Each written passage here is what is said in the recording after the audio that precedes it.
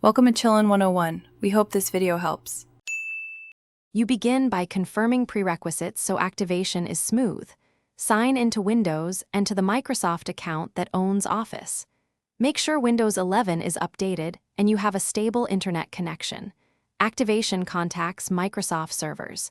If you have a 25-character product key, keep it handy or ensure your license is linked to your account. Once done, open any Office app and choose Activate or Sign In to start the activation flow. This triggers license verification automatically. Now you execute the main activation steps. Open an Office app, go to File Account, and choose Sign In or Enter Product Key.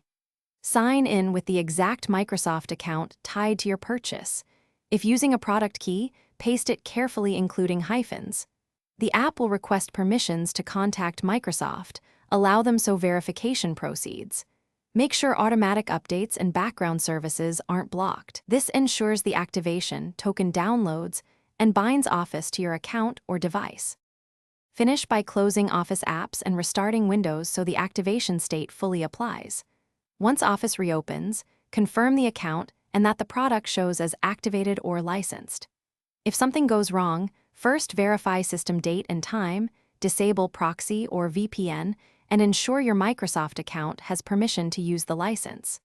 If issues persist, run the Office Activation Troubleshooter or re-enter the product key. You can also remove and re-add the account to force a fresh license sync.